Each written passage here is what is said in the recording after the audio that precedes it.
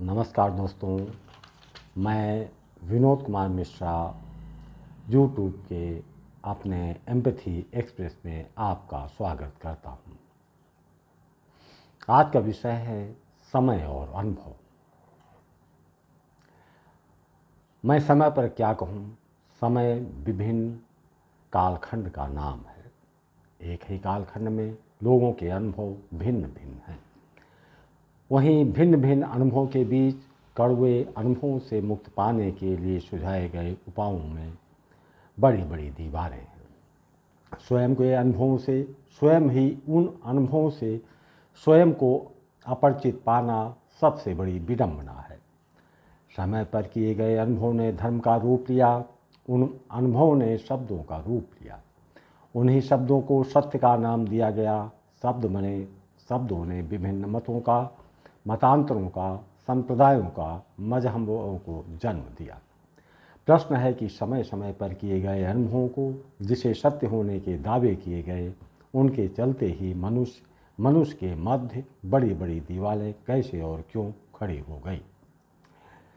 वास्तव में समय के अनुसार लोगों की मनोदशाओं में बदलाव होते रहे हैं। इन बदलावों का आधार घटनाओं पर निर्भर होता है, परिस्थितियों पर निर्भर रहती है। कभी कभी दूसरों की परिस्थितियों या घटनाओं से स्वयं को उनके साथ आत्मसात करना भी उन अनुभवों को प्राप्त करने में सहायक होती है। यदि शुरुआती दौर के अनुभवों पर चलते हैं तो एक बात उभर कर सामने आती है कि मनुष्य जहाँ सुख चाहता है, जहाँ आनंद चाहता है, जहाँ अहिंसा चाहता है, वहीं दूसरी ओर वो अपने जीवन में दुखों को भी चाहता है, विषाद भी चाहता है, हिंसा भी चाहता है, स्वयं का सर्जक बनना चाहता है और स्वयं का विनाश की कल्पना भी करता है। लेकिन आश्चर्य तब होता है जब उससे कहा जाए कि मनुष्य केवल सुख और आनंद चाहता है, दुख नहीं चाहता। उपनिषदीय काल में भौतिक दुख तो नहीं थे, फिर भी दुखों को आमंत्रित किया गया। अपने को, अपने आत्मतत्व को के ज्ञान की आकांक्षा का दुख पाल लिया।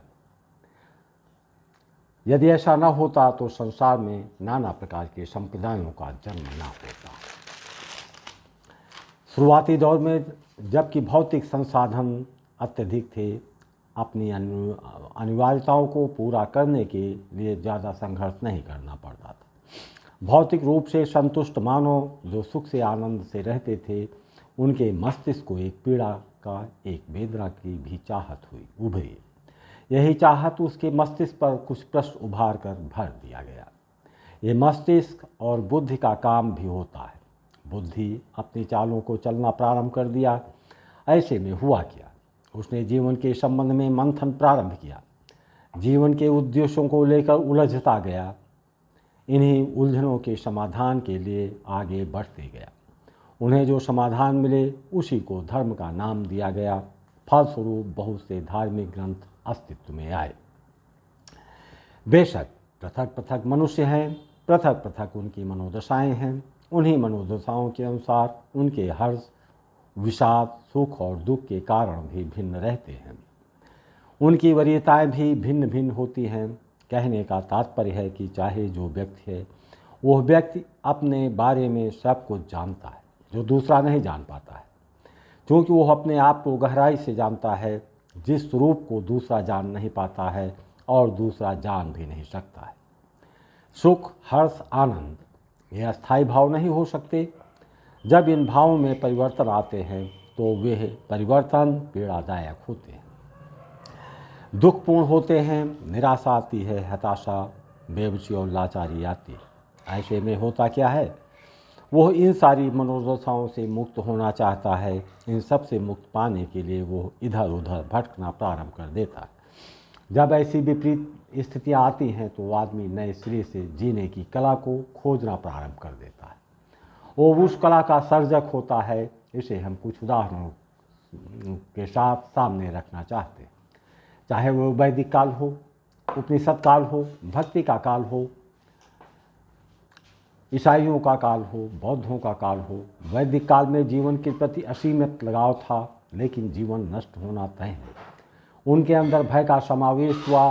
अपने भयों से मुक्त पाने के लिए प्रकृति के विभिन्न स्वरूपों की प्रार्थनाएं करने लगे। यही हाल उपनिषदों के काल का था। उपनिषदों में लोगों के सामने कुछ प्रश्न उभर कर उन्हें उद्वेलित करने लगे। उन्हें एहसास हुआ कि वो तो एक सीमित कालखंड के लिए उसका जन्म हुआ है, जिसका अंत होना भी निश्चित है। ऐसे में उसको अस्तित्व में आने का कारण कौन है? यदि उसको अस्तित्व में लाने वाला कोई दूसरी शक्ति है तो उसका उद्देश्य क्या है?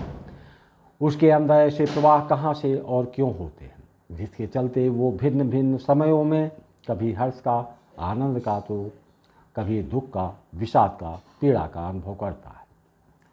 वो इन सब से वो मोक्ष पाने के लिए आगे बढ़ा, रास्ता खोजने लगा। ऐसा रास्ता जिस राह पर चलते हुए उसे स्वयं के अंदर पूर्णता का एहसास हो सके। फलस्वरूप वो जीवन के प्रवाह में बहने लगा। उपनिषदों का ज्ञान अस्तित्व में आया। यही हाल बुद्ध के साथ भी था। उन्हें जीवन ही दुखमय लगा। उन्हें लगा कि दुख है, उसके कारण होंगे, निराकरण होंगे। उसी निराकरण को खोजने के लिए निकल पड़े और जीवन के दुखों का मरहम लगाने का ज्ञान प्रकाश में लाया। यह बुद्ध की यात्रा थी। आपने देखा कि बुद्ध ने अपने समय में जीवन के दुख से मुक्ति के जो उपायों को लेकर जिन अनुभूतियों का अनुभव किया था, उसका पूर्ण प्रभाव किसी पर नहीं पड़ा। यदि पड़ा होता तो बुद्ध की मूर्तियों की पूजा ना होती। और बहुत से बिंदु हैं, वास्तव में प्रत्येक मनुष्य को अपना मार्ग स्वयं तय करना पड़ता है। स्वाभाविक है कि यदि कोई मनुष्य व्यथित है, दुखी है, आहत है, उसे आगे का मार्ग सुझाई नहीं पड़ता। ऐसे में वो दूसरों से अपने लिए मार्ग पूछने के लिए भटकना शुरू कर देता है। यहाँ पर एक बात की भूल हो जाती है कि जिन मनोदशाओं में हम रहते हैं, जिन परिस्थितियों में हम होते हैं, उसका हम पूरा का पूरा सच दूसरों के सामने अभिव्यक्त नहीं कर सकते और अभिव्यक्त किया भी नहीं जा सकता है। हाँ, एक बात और, आप जैसे हैं, जिस दशा में हैं, आपका पूर्ण स्वरूप क्या है, इसे वह व्यक्ति भी नहीं जान पाता जिसके साथ आपके गहरे भावनात्मक रिश्ते होते हैं। जो आपके सबसे नज़दीकी होते हैं, वो आपके पारिवारिक लोग हो सकते हैं, रिश्तेदार हो सकते हैं, आपके मित्र हो सकते हैं। हालांकि ऐसे दर्दों पर विजय पाने के लिए उन लोगों से राह नहीं पूछी जाती। वो बता भी नहीं सकते हैं। कारण है कि जिसे आप झेलते हैं, उससे आप अपने आप को एकाकार करते जाते हैं। जब उन सब से आप अपने आप को एकाकार कर लेते हैं, तो उन झंझावातों के प्रवाहों में आप प्रवाहित होने लगते हैं। बुद्ध को ज्ञान क्यों मिला? बुद्ध को जब दुख के बारे में सोचा तो उसमें उन्होंने अपने आप को एकाकार कर लिया। अब यदि बुद्ध पूछते दुख के समाधान के उपाय क्या है, उत्तर क्या होता? बुद्ध के व्यक्तित्व का ह्रास भी होता और उनका परिभाष भी उड़ाया जाता। कारण उन्होंने जो अनुभव किया था, उसका उनसे अद्वैत का नाता था, जो दूसरों के पास नहीं था। जिस रास्ते का ज्ञान दूसरों को था ही नहीं, वो बुद्ध को क्या बताते?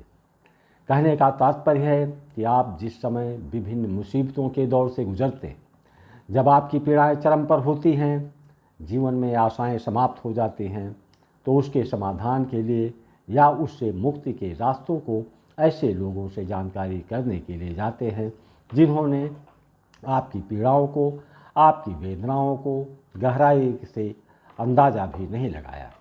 फिर भला वो जो रास्ता बताएंगे, क्या वो कारगर उपाय आपके लिए हो सकता है? स्वाभाविक है कि मानवीय वेदनाओं को निजात दिलाने वाले मार्ग ही धर्म का रूप लेते हैं। समय समय पर किए गए दुखद अनुभवों को समाप्त करने के लिए जहाँ लोग भटकते हैं, वहाँ कोई रास्ता तो किसी को मिल ही नहीं सकता। रास्ता तो स्वयं खोजना पड़ता है। बहुत सारे लोग मंदिरों में माथा टेकते हैं, यहाँ तक बात समझ में आती है। यहाँ एक भूल हो जाती है, आप ये भूल जाते हैं कि आपकी परेशानियों का लाभ उठाने वालों की भी कमी नहीं है। इन परेशानियों का लाभ उठाने वालों का नया व्यवसाय भी उभर कर सामने आया है। यह व्यवसाय है ज्योतिषियों का, यह व्यवसाय है तांत्रिकों का।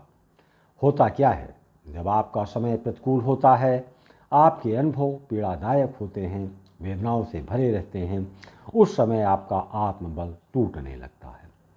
आपका धैर्य समाप्त होने लगता है, आपके अंदर भय का जन्म होता है। इन सब में गुणात्मक सुधार लाने के लिए उनसे रास्ते पूछते हैं, जिसका रिश्ता केवल और केवल आपसे है।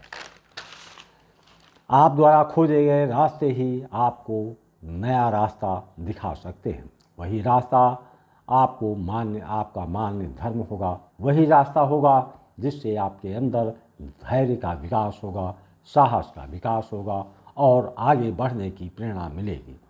जय हिंद। आशा है वीडियो पसंद आई हो तो लाइक, सब्सक्राइब और शेयर करना ना भूलें।